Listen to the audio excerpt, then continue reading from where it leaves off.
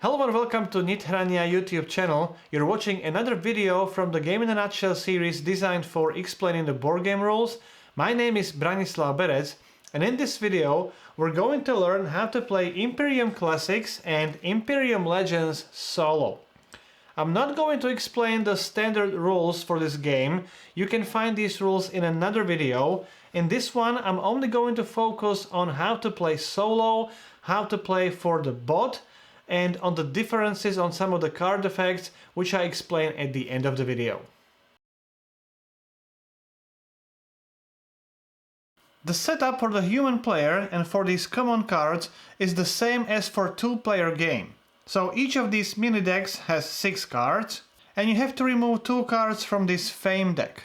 Then for the bot you can use any nation deck, and I have chosen Macedonians here. Place these slot tokens numbered from 1 to 5 under the market, starting from the left and continuing to the rightmost card of the market. And for most difficulty levels you can keep the number 6 in the box. You will only use this number if you play on the highest difficulty level. The solo bot has 5 difficulty levels, and you can find these adjustments for each difficulty level in the solo rulebook. Place the power card or the starting cards of the bot's nation face up and prepare its dynasty deck. First, take all the development cards and sort them by their victory points value with the lowest value on top. If you have several cards with the same value, choose their relative order randomly. Cards with this star symbol count as if they are worth 5 victory points. If you would have cards with this question mark symbol, take the highest possible value for that card. Then, when you have those development cards sorted by their victory points value, flip the deck face down, so now the card with the highest victory points value is on top. Then, place the accession card face up on top of this dynasty deck, and then shuffle all the nation cards with this symbol and place them face down on top of the accession card. With that, the dynasty deck is ready. If you would play against Arthurians, Atlanteans, Vikings or Utopians, see the setup description for the adjustments. Take all the remaining cards of the bot's nation, shuffle them, place them face down next to the power card, and this is the bot deck. Now draw the top 5 cards from the deck and place them face down under each slot token. Place the state card next to the dynasty deck with the Barbarian side up, and we're ready to go. If you play with Atlanteans, they would have the Empire side up.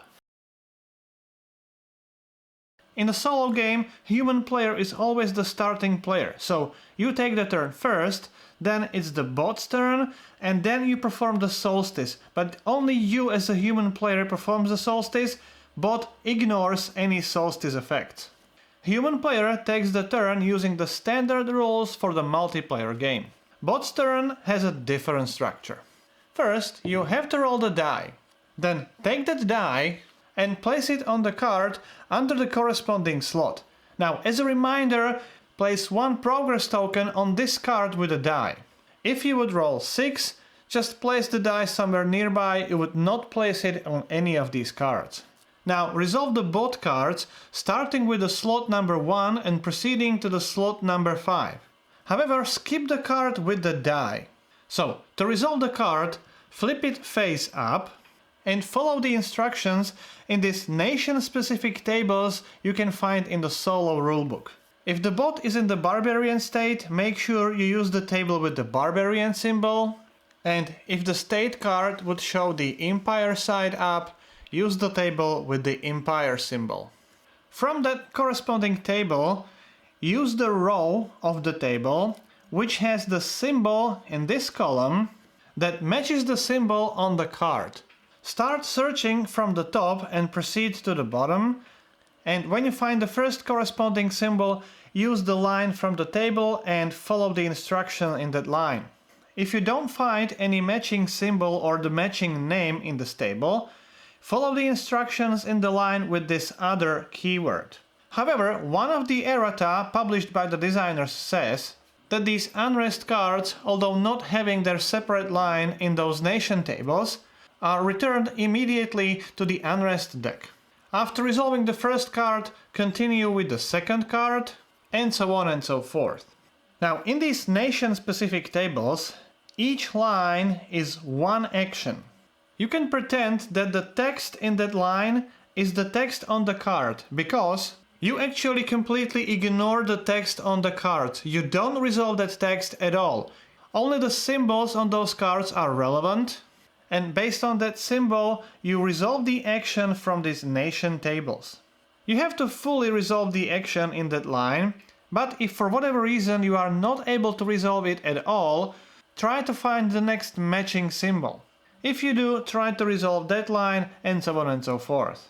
If you find any text with a bold font, like here, you may draw a card, that text refers to you as a human player. So this means that you as a human player may draw a card from your draw deck. Then after resolving the card, unless specified otherwise, place it into bot's discard pile. If the card has multiple symbols, here we have the region symbol and also the pinned symbol, don't resolve actions for all the matching symbols, only for the one, and it's the first one from the top, which you can resolve at least partially. After resolving all the bot's cards, proceed to the cleanup. First, add this progress token on the card in the market, right above the card with the die. If you would roll 6 at the start of the bot's turn, you wouldn't add any progress token. Then slide the card with the die to the first slot and draw cards from the bot deck to refill the empty spaces. Keep those cards face down. Then you can proceed to the solstice phase. When this bot deck becomes empty and you still have to add more cards, take the first card from the dynasty deck, add it to the bot's discard pile, shuffle the discard pile, and create the new bot deck and keep adding cards. If you add this accession card to the bot deck, flip the state card to the Empire side. In this section I'm going to explain the changes to the card effects for bot's actions. If bot has to acquire or break through for a card, it always chooses the card from the market first if there is any eligible card. If there's more than one eligible card, the bot takes the card with the highest victory point value, and remember, each progress token is also worth 1 victory point on the card. Cards with the star symbol are worth 5 victory points, and cards with the question mark score their highest value. If there is a tie, the bot takes the card with more progress tokens, and if there's still a tie, bot takes the leftmost card. Then, if bot has to acquire card but there is no eligible card in the market, the bot doesn't acquire any card. If the bot has to break through for a card and there is no eligible card in the market, the bot takes the top card from the corresponding mini deck, or if that deck would be empty, the bot searches for the card in the main deck in the same way as human player. Then the card chosen by the bot is placed on top of the bot deck. If this is the acquire action and bot has to take the unrest card with it, the unrest card is placed on the top of the bot deck as the second card. When bot has to exile the card, it exiles the lowest numbered eligible card. So in this example, if bot would have to exile a region card, this is the lowest numbered eligible card and that would be exiled. Bot can never exile a card with any tokens, so if all cards would have tokens, bot would not exile any card.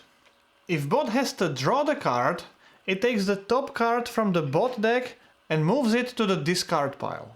When bot has to draw a card and the bot deck is empty, don't add any cards from the dynasty deck to the discard pile. This only happens during the cleanup phase. When bot is instructed to play the region card, place that card somewhere in the bot's play area and make sure you know in which order these region cards have been played. When bot has to discard a card, it ignores this effect. When bot has to return a card, if it's the unrest card, it goes to the unrest deck. If it's any other card, it goes to the discard pile. If you as the human player place any effect which makes the bot return the unrest card, that card effect is ignored. When bot has to abandon a card, it puts the last region card played to the discard pile. When bot has to recall a region card, it goes to the top of the bot deck. If any card effect impacts you as the human player, like stealing material, or you must discard a card or recall or abandon, consider it as the attack, even if the card wouldn't have these attack symbols, and if you have any defense against the attack, you can use it. And finally, if bot would gain this King of Kings card, instead you resolve that card, flip it face down, and it triggers the end of the game. And one last note, over the course of the game, bot may gain resources, population, and also the progress tokens, and if bot is instructed to use specifically material or population for some of its actions, bot may never use the progress tokens as a substitute for the population or material. The endgame conditions are exactly the same as in the standard game, so if bot adds the last card of its dynasty deck to the discard pile, this also triggers the end of the game. Bot scores the victory points also using the standard rules with two exceptions. First, completely ignore the power card of the bot's nation. The power card only stores the history, ignore the text on the card and ignore the scoring. And unlike human players, for each 10 tokens of material and population, even mixed together, bot would score 1 additional victory point. If you have more victory points than the bot, you win, otherwise bot wins. If the game ends with a collapse, so when this unrest deck runs out, you lose the game regardless of the number of unrest cards in your deck. So that's how you play Imperium Classics and Legends solo. If you would have any questions or comments, I'll do my best to answer as many as I can. If you like the series, please subscribe. You can even support the channel on the Patreon page. My name is Branislav Berec. You've been watching Game in a Nutshell and hope to see you next time. I would like to thank everyone who has ever supported the channel, and especially the current supporters listed on this page. If you too would like to support the channel in creation of videos like this and other video tutorials and other content on this channel, please visit the patreon.com/Nithrania.